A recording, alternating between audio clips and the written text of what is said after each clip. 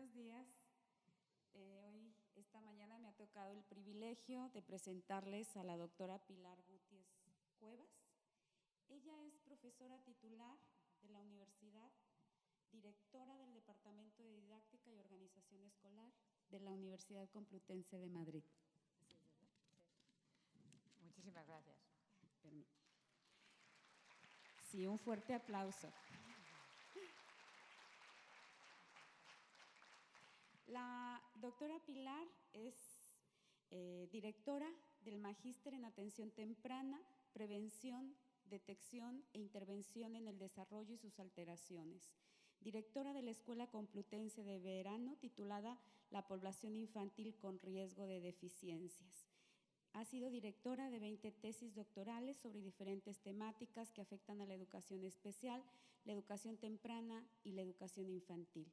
Directora del Departamento de Didáctica y Organización Escolar de la misma universidad. Yo les pido un fuerte aplauso para la doctora Pilar Gutiérrez. Muchísimas gracias. Muy buenos días. En primer lugar, quiero agradecer la presentación que me han hecho y, sobre todo, la oportunidad de poder participar en este evento y agradecer a la Escuela Normal de Especialización Humberto Ramos Lozano la posibilidad de poder hablar hoy aquí y de ver el magnífico trabajo que están haciendo. También quiero felicitar a Humberto Rodríguez Hernández por la gestión y la organización, así como a Rebeca y a todas las personas que han hecho fácil nuestra estancia aquí, agradable, y que además nos permiten aprender mucho de su trabajo, de su tesón y de su buen hacer. Bueno, sin más, yo no sé si tengo para pasar la presentación. ¿Sí? ¿Dónde será? Aquí, ¿verdad? Aquí. Perdón. Sin más, quiero empezar hablando de algo que para nosotros, después de aquí, aunque me siento muy novata, después de mi predecesor, de mi magnífico predecesor, con el que coincido muchísimas de las cosas que ha estado diciendo. A ver, ¿va? No sé cómo lo estoy haciendo. ¿Hacia allá? ¿Hacia allá? Sí, no, perdón, ya. No soy muy buena con las tecnologías, como pueden ver. Bueno, pues quisiera empezar por decir que efectivamente cómo se ha tratado la infancia y cómo se ha atendido a los niños en décadas pasadas ha cambiado mucho a lo que tenemos en la actualidad. Y si antes cualquier problema que presentaban los niños suponía que o bien no accedían a la escuela o bien se les daba algún tipo de apoyo social, o se les excluía y punto. Actualmente sabemos que tenemos que trabajar apoyando a los niños desde distintos ámbitos, todos aquellos que atienden al niño en la primera infancia. Y en ese caso está el sistema educativo, pero también están los servicios sociales, sanitarios, la familia y otros grupos que deben contribuir a que esa atención facilite su pleno desarrollo y su plena inclusión social. Y en ese ámbito de prevención de los problemas es donde trabaja plenamente la atención temprana. La atención temprana, como la inclusión, habla de un modelo de actuación con los niños, que no es solamente una actividad, sino que conlleva políticas, una idea de lo que tiene derecho el niño a recibir y de que para conseguir que sea un ciudadano plenamente integrado y útil a su sociedad y que lleve una vida plena, tiene que tener una serie de condiciones. Bueno, pues en ese ámbito, si no se trabaja desde las primeras edades, ¿cómo vamos a conseguir esa inclusión educativa? En ese sentido, es la cuestión que hace esta diapositiva, es decir, ¿cuándo empezamos a apoyar esa inclusión? ¿Cuándo empezamos a trabajar con estos niños? ¿Vale? Sabemos que todos los niños aprenden lo que queremos y lo que no queremos. Es decir, yo a veces con mis estudiantes les pongo algún vídeo en cómo la actitud de un niño cambia según entre el profesor. El profesor entra contento, los muchachos les ves. Si el profesor, aunque no quiera, llega preocupado o llega tenso o estresado, exactamente son 3 los segundos que tarda el niño que tenemos en el aula en captar nuestro estado emocional. Por eso, cuando queremos que salga algo, que tenemos mucha prisa, pero hoy tiene que salir bien porque tengo que hacer no sé qué, sale todo al revés, porque ya lo han captado. Es decir, el niño aprende lo bueno y lo malo, no solo desde que nace, sino que tiene una historia de 9 meses, como siempre digo. Entonces, si podemos actuar sabiendo aquellos aspectos que van a hacer posible su mejor desarrollo, lo ético, lo profesional, lo inteligente es intentar hacerlo. Bueno, todo esto da lugar ¿a qué? ¿Por qué? Pues porque desde los años 50, tras la Segunda Guerra Mundial, con todas las barbaridades que se hicieron, se descubrió pues, qué ocurría muchas veces con los niños a los que se separaba de su madre, qué ocurría cuando había una deprivación emocional, como nos estaba informando nuestro anterior ponente, que lo ha dicho muy claramente, y se ve la importancia que tienen esas primeras etapas para construir sus emociones y su cerebro. Es decir, la inhibición de las conductas agresivas tiene un periodo ventana de 3 años. Si durante los 3 primeros años los niños están asilvestrados, porque nosotros también decimos que nosotros somos profesores, pero que los niños tienen que venir educados de casa. Entonces, si no han tenido esa inhibición, es muy difícil conseguir que luego ese niño tenga un autocontrol, una capacidad de funcionamiento y una socialización adecuada. En ese campo vemos que no solo son niños que crezcan, que se desarrollen como las setas después de un día de lluvia, sino que aquellas influencias del ambiente van a modificar sus posibilidades. Y hablábamos, en nuestro ponente anterior también, de todos estos niños que hablaban de los orfanatos rumanos. Hoy sabemos y podemos demostrar técnica y científicamente con los instrumentos adecuados que cada 3 meses que un niño está en una institución sin estar en una familia, se produce ya un retraso en su desarrollo intelectual de 1 mes.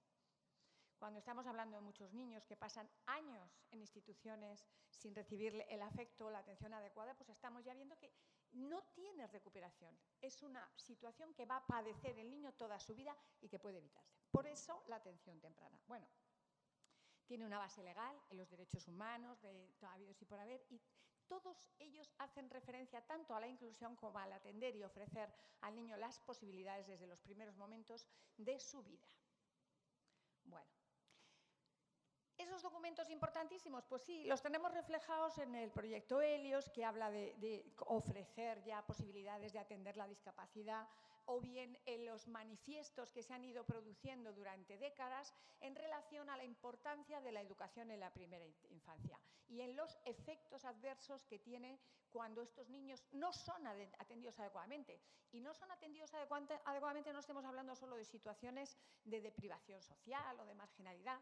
También hay muchos niños en situaciones, digamos, económicamente, con familias realmente estables, pero que no tienen la atención o la vinculación o la relación afectiva adecuada y, por tanto, su desarrollo se ve comprometido. Bien, ¿en qué se convierte entonces la atención temprana? Pues en una estrategia para evitar que estas situaciones se produzcan.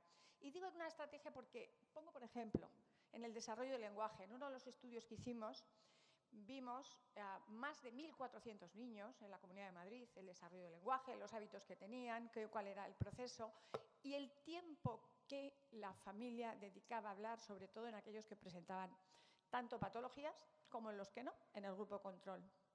Para nuestra sorpresa y tristeza, hay que decirlo, díganme aproximadamente qué tiempo piensan que dedicaban estos papás a hablar con sus hijos, incluyendo las órdenes de vete a la cama, come, duerma, haz tus deberes. ¿Cuánto tiempo al día?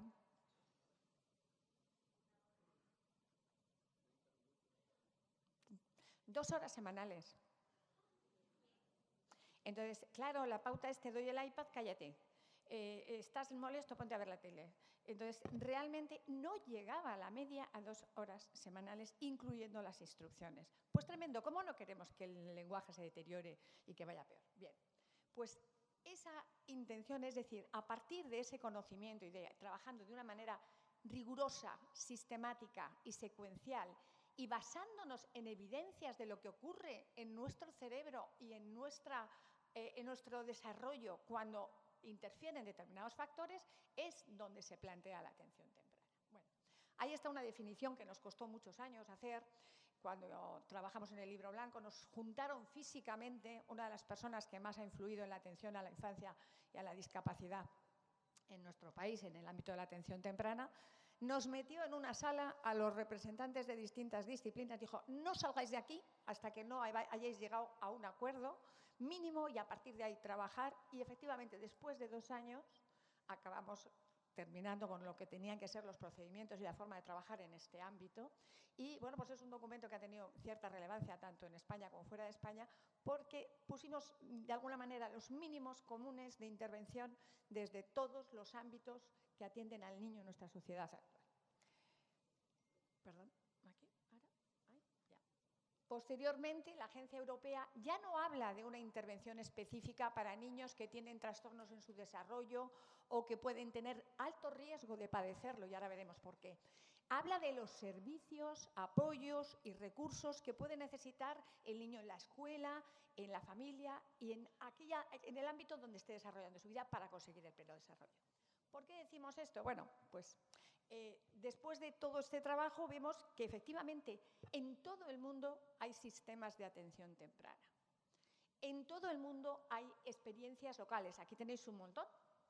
Según estaba leyendo yo para preparar los trabajos, pues veías un montón por lo pronto, que la educación infantil empieza a los 3 años. Sois pioneros, hay muchos países en el mundo, vamos, no tienen ni de lejos esa situación. Entonces, realmente es una buenísima oportunidad para incidir en ello. ¿Qué significa? Que es un conocimiento en todos los ámbitos, en todos los países, de la necesidad de actuar en este momento previo a otras acceso. Bueno, ¿a quién está dirigida esa atención temprana? Pues a toda la población que tiene alguna alteración en su desarrollo, que la puede tener, pero que también puede tener una situación de desventaja por razones de índole social, o estar entre lo que denominamos los grupos de alto riesgo, que ahora veremos que esos grupos de alto riesgo son de altas certezas, más que riesgos. ¿Dónde se desarrolla esa actividad? Pues en los distintos países, como hemos visto, tanto en servicios sociales dan su apoyo para que el niño pueda ir a la escuela y que tenga determinada silla o determinado transporte, etc. En el ámbito sanitario, obviamente, porque tienen que hacer el seguimiento de estos niños o la rehabilitación, y en las escuelas infantiles. La inmensa mayoría de esos países que veíamos antes tienen equipos de atención temprana que trabajan haciendo apoyo a la escuela y a la familia para que puedan avanzar estos niños. Bueno, en ese centro, entre los servicios sociales, sanitarios y educativos, es donde se encuentra nuestro campo de trabajo, pero que a su vez mueve la educación, mueve la posibilidad de que el niño tenga un desarrollo social y sanitario adecuado. ¿Vale? Bueno, perdón, que está corriendo, espera un momentito. Vamos a ver.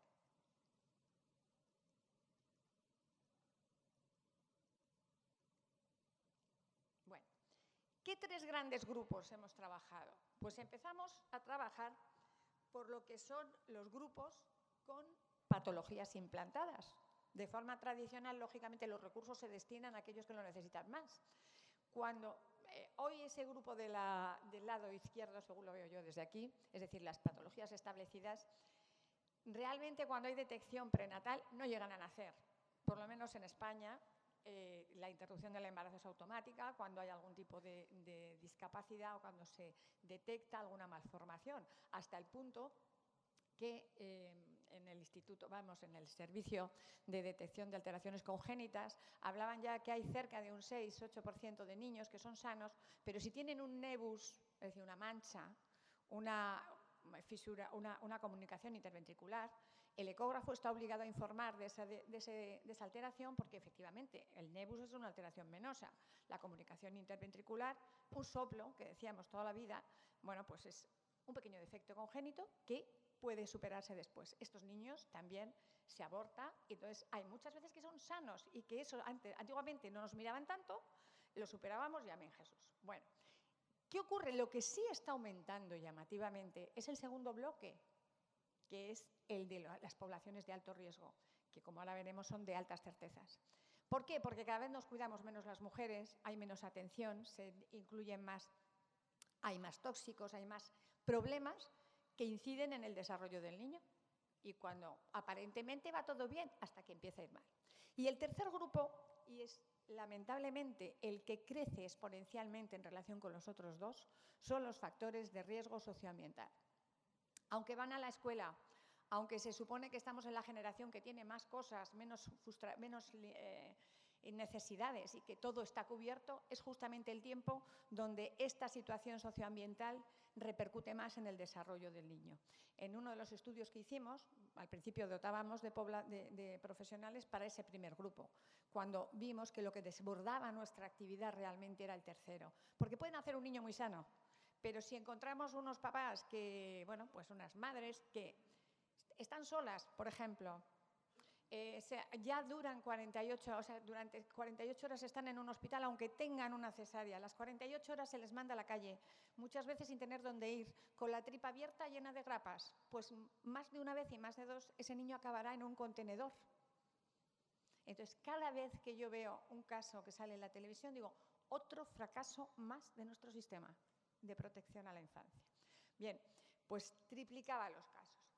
Cuando hablamos de factores de riesgo, aquí veis que para la población normal estamos hablando, veis ese 2,4 para la población normal. Cuando hablamos de niños de riesgo, ya hablamos de 146 por cada 1000 nacimientos, que hoy sabemos, y sabemos desde hace más de 20 y tantos años, que van a tener problemas severos al llegar a los 6 años. ¿Y de qué estamos hablando?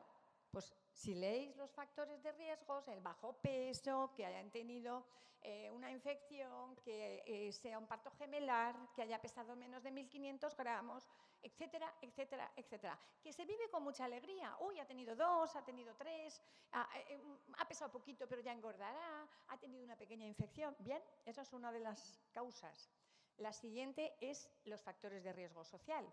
Bueno, pues madres solas, en una situación económica vulnerable, no siguen los controles de embarazo, están solos, abusos, drogas, situaciones de negligencia, etcétera, etcétera. Bueno, pues veis esos factores, ¿verdad?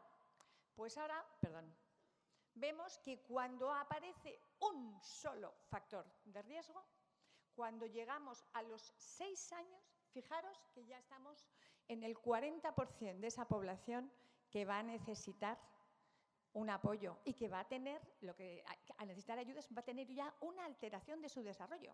Pero es que cuando es decir, nace demasiado pequeño, demasiado pronto, tal, pues cuando llega a los 6 años ya tiene dificultades. Y desde luego cuando se juntan 4 o más factores, el 100% de ellos van a necesitar esa ayuda.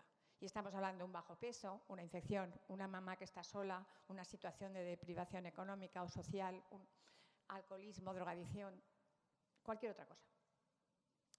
Las patologías que se ven a los 6 años, como veis, las hay muy severas, como es la parálisis cerebral, y las hay menos severas, como es las de abajo, que son alteraciones visomotrices, de lenguaje, de tal. Pero, ¿qué ocurre con esas alteraciones menores?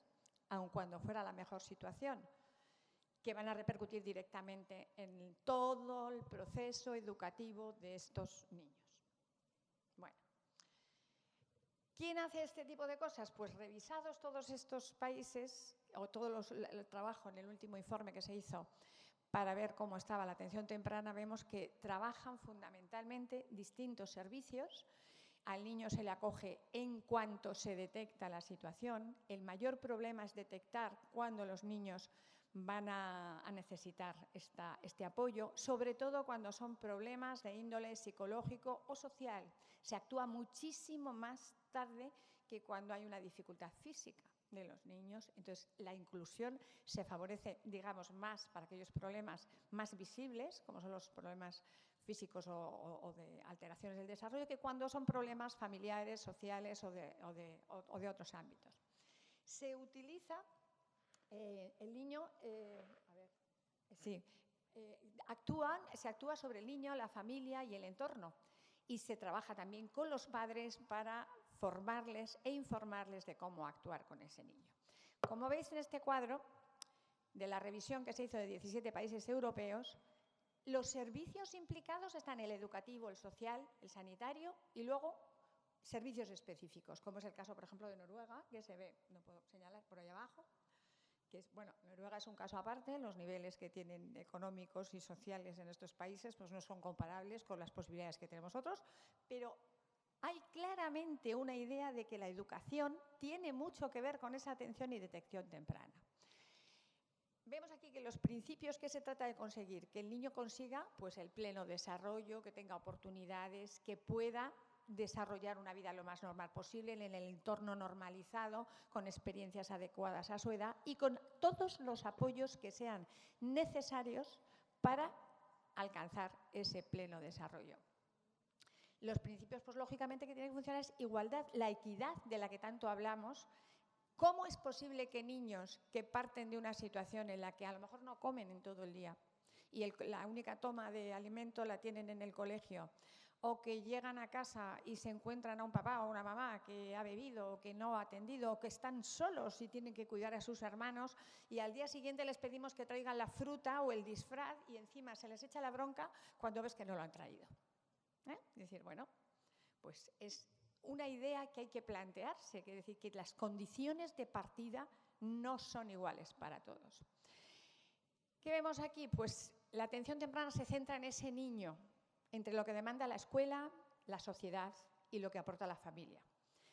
Dice Pretis, y es verdad, cuanto más tiempo pasa, más lo vemos, que es un campo de trabajo dificilísimo, porque trabajamos con sistemas enteros. Hablaban antes de las reacciones de la familia.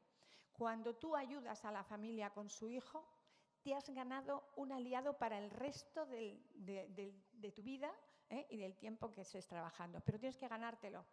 No sirve de nada intervenciones directas con los niños que no impliquen cambios en el funcionamiento de la familia y captar su atención o su apoyo a lo que estamos trabajando. Luego, funcionamos también con distintos sistemas de valores. Nosotros trabajamos de una manera, quizá nosotros ahora notemos muchísimo más la diferencia por la cantidad de afluencia de población distinta de los valores de los que hablaba ayer el profesor Antonio y de las formas de crianza o las cosas que son importantes para una familia u otra. Entonces, tenemos que luchar con esos trabajos para desarrollar una labor adecuada. Y cuando hablaban antes de cómo se comportaban los papás, yo siempre pongo el ejemplo que cuando yo era joven y empecé a trabajar en esto, eran los años 80, nos mandaron a hacer la visita preparatoria de la LOCSE, cuando se iba a desarrollar la Ley General de Educación nuestra, para implantar el modelo y valorar a los alumnos que se habían trabajado en los grupos pilotos y otros, bueno, pues un grupo de muestra de control para ver la diferencia.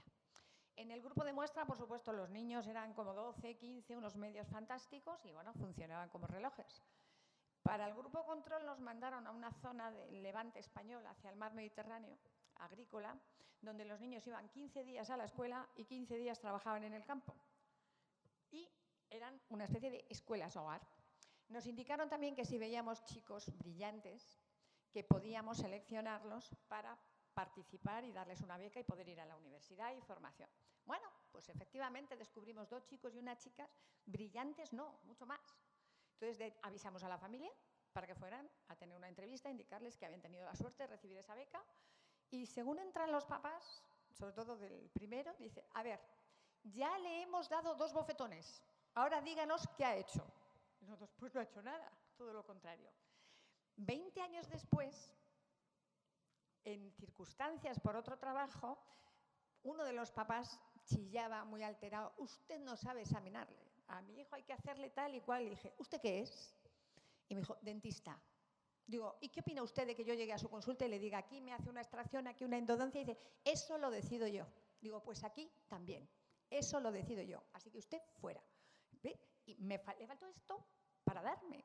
Pero realmente ese es el cambio conceptual que hemos visto en la educación y que hace mucho más difícil nuestro trabajo. Entrar a que funcionen esos 3 sistemas es esencial para nuestro desarrollo.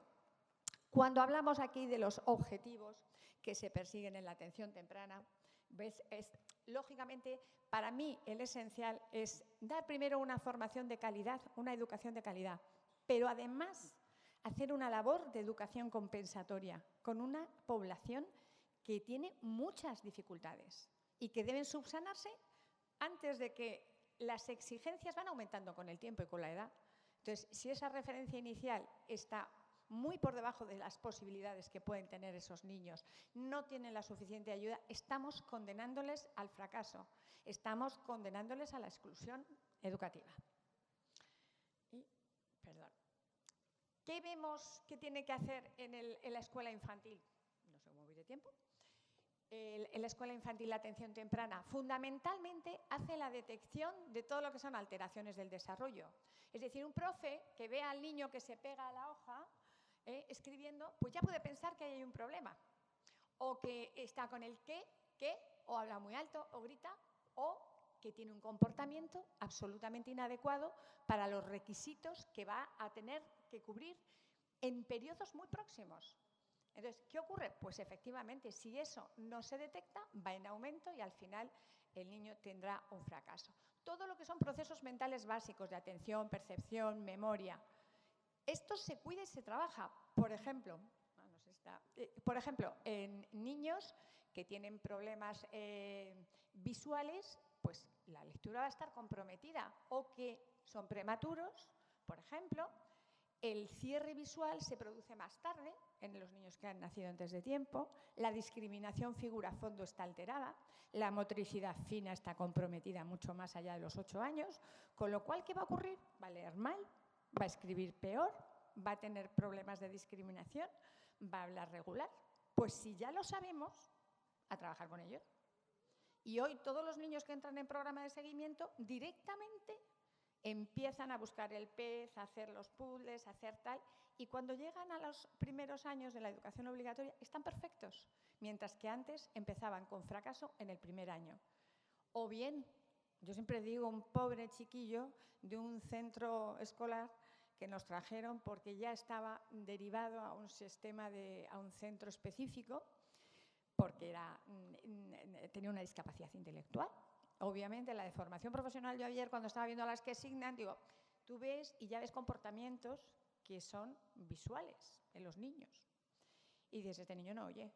Entonces, claro, cuando empiezas a valorar si el niño oye, me decía la madre, sí, el médico dice que oye. Digo, bueno, pues dígale usted que yo quiero saber cuánto. Cuando volvió este niño, tenía una sordera profunda en un oído de 90 decibelios, 70 en otro, era amblíope y había sido capaz de aprender a leer y a escribir. Digo, deficiencia intelectual, lo que es un héroe que ha sobrevivido en unas circunstancias más que adversas. Estas circunstancias, no te digo que sea todos los días, pero sí lo veo todos los meses. Entonces, claro que hay que ayudar a estos niños en su punto de partida y en esa detección.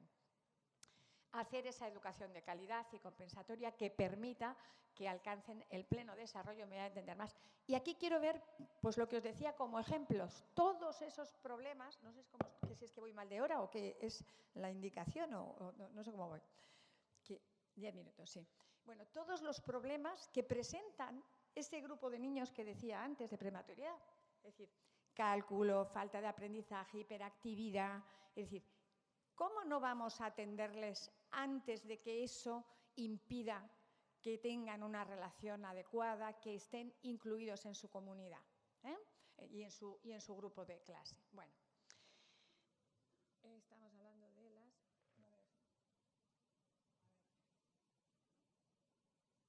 las dificultades de los niños de menos de 1.500 gramos. Os las pongo ahí todas porque son muchísimas, no veo nada, entre que me olvidé las gafas abajo. No veo nada. Pero bueno, en cualquier caso, ¿qué estamos viendo? Que si esto ya se sabe, no os preocupéis, si esto ya se sabe desde hace más de 20 años, ¿qué estamos haciendo que no aplicamos o que no tenemos a profesores formados, cualificados, para que puedan dar respuesta a las necesidades de estos niños? Es decir, la educación infantil, no sé en este país, yo cuando empecé a trabajar en esto, a los profesores novatos nos mandaban siempre a educación especial o a infantil. Digo, vaya por Dios, los grupos más vulnerables, los que hay que tener mucho más cuidado para trabajar y aquellos de los que depende con mayor peso la evolución futura.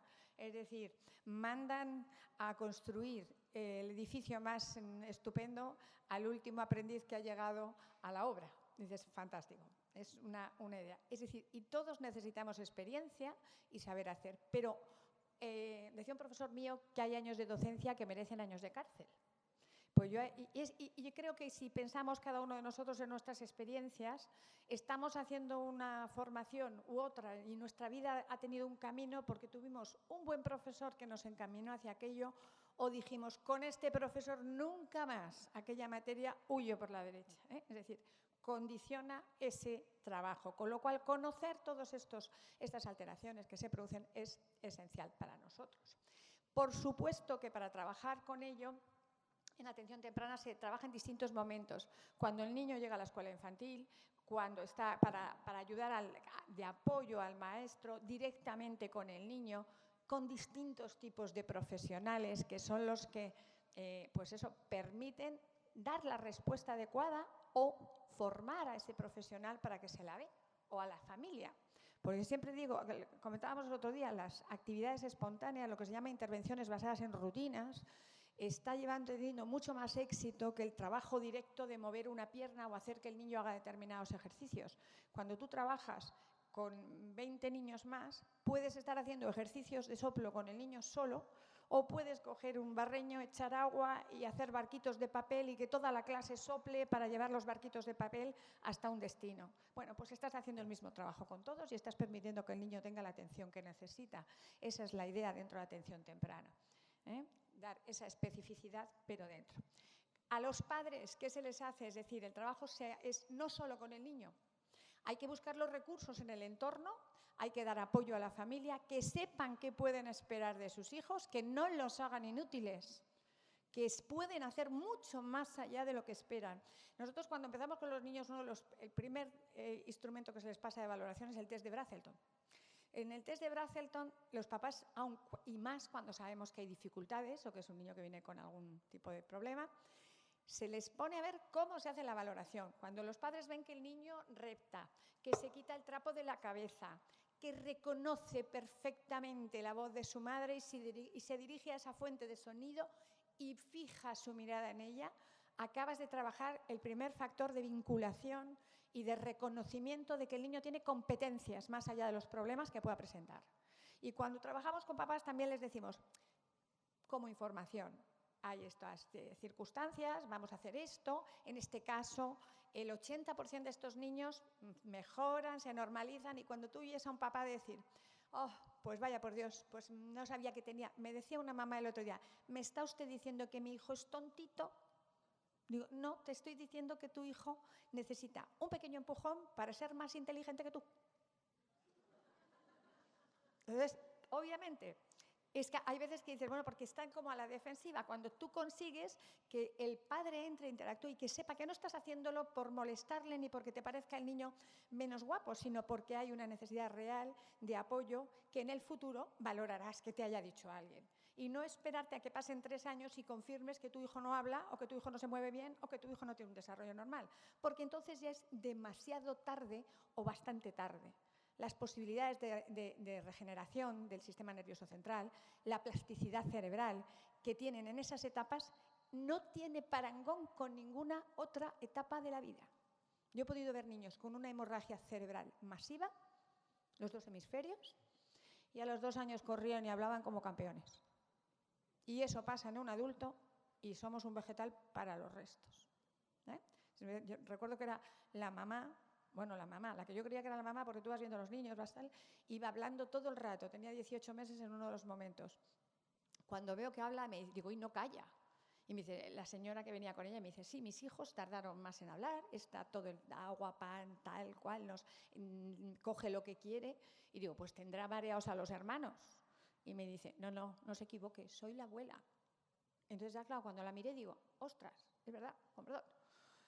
Es la abuela. Habíamos tenido el caso de una niña perfecta hasta los 16 años, momento en el que la hormona traidora hace su entrada.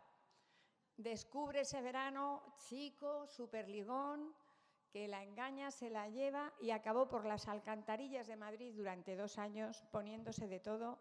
Y cuando estaba prácticamente en caquexia, descubrió que estaba embarazada, decidió dejar de tomar las drogas que consumía y se cuidó. Y se cuidó porque es verdad, porque el bebé al nacer no hizo un síndrome de abstinencia, pero como sus condiciones físicas ya eran tan lamentables, pues la niña nació antes de tiempo, fue una gran prematura, tuvo hemorragias, tuvo infecciones, tuvo todo lo que se puede tener para acabar siendo un vegetal. Y no, salió adelante. Entonces siempre decimos, o somos muy buenos o tenía que pasar. Una, dos.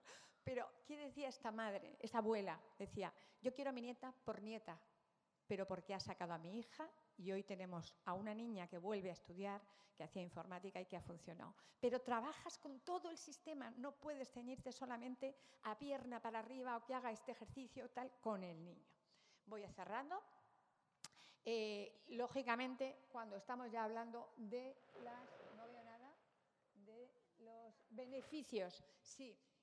Está demostrado, beneficia al niño, mejora su desarrollo, mejora las relaciones familiares, los padres se tienen más competentes. Y cuando llegan, antes no teníamos el seguimiento hasta el final de la escolarización para ver la permanencia de los beneficios en edades más adultas. Hoy sí los tenemos, son niños más normalizados, con menos conflictos, que presentan menos dificultades en la vida que aquellos niños que no han pasado por ese programa. Y como solamente a modo de ejemplo, quiero que entendáis ¿por qué los españoles hablamos tan mal inglés y cualquier otro idioma? Aquí veis en la derecha cómo aprende una persona que tiene una educación bilingüe, un padre y una madre que le habla un idioma y otro papá que o el medio es de un idioma, en una lengua y en casa es otra. La inversión es total, las áreas corticales que se trabajan son prácticamente las mismas. Cuando ya eres adolescente ya empieza a haber una cierta separación. Pero cuando eres adulto ya está totalmente separado. ¿Eso qué implica? Que nuestra forma de procesar es mucho más lenta. Buscamos nuestra lengua materna, vamos a buscar la palabra en la zona de la otra lengua, la razonamos si se pronuncia bien o mal, volvemos a aquella zona, intentamos hacer y emitimos. Entonces, ese tiempo de latencia hace que nunca aprendamos bien el idioma. Nunca. Sobre todo cuando somos adultos. Nos podemos defender, pero es la realidad. Es decir, el momento en el que se produce el aprendizaje tiene una gran importancia para las posibilidades del niño que tenemos delante. Perder los 6 primeros años de la vida es un derroche que no nos podemos permitir en ningún caso. Bueno, pues ya con esto voy con... La justificación, pues sí, que es una educación compensatoria, que mejora el pronóstico de estos niños, que mejora las competencias familiares y que ayuda al niño a estar realmente incluido en su comunidad. Y, por último, simplemente decir que tenemos que ser conscientes que estos niños parten de situaciones de desventaja total, que esa desventaja antes o después les va a pasar factura y que, salvo que sean héroes, como el que os decía, acabarán fracasando, acabarán siendo personas excluidas y que todo esto se puede solventar si tenemos actuaciones preventivas antes de que se nos caiga el niño. Es decir, yo estamos viendo por aquí, digo, en cualquier momento me caeré. Pues la prevención implicaría poner aquí una vallita para gente que se mueve como yo. Entonces, ¿qué ocurre? Que esos actos preventivos solventan buena parte de esas necesidades. Y ese es el ámbito de la atención temprana. Y antes de cerrar, simplemente deciros, insisto, al margen de lo que digáis, yo siempre digo que somos afortunados, todos los que estamos aquí. Hemos comido hoy, estamos bajo techo, llevamos ropas, tenemos una vida estupenda. De verdad que hay otras vidas peores. Y tenemos la obligación profesional. Pero más allá de la obligación profesional está la obligación moral de cambiar la vida de nuestros semejantes y mejorarla con nuestro trabajo. Y es indudable que tenemos la posibilidad de hacerlo y que lo debemos cambiar. Y como decía mi abuela, lo comentaba antes con algunos de aquí, cuando uno cambia la vida de los demás para mejorarla, justifica su propia existencia. Así que desde aquí les invito a que hagan proselitismo de la educación, a que hagan proselitismo de la atención temprana y que no decaigan en el afán por trabajar con cada niño, porque al cabo del tiempo se recogen los frutos. Muchas gracias.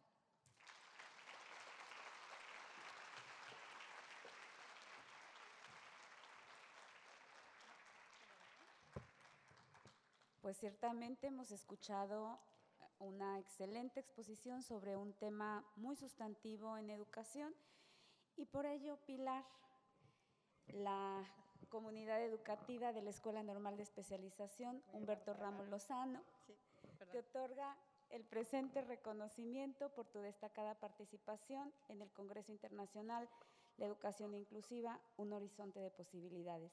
Con gratitud y aprecio, maestro Humberto Javier Rodríguez Hernández, director, pero también de toda esta comunidad normalista.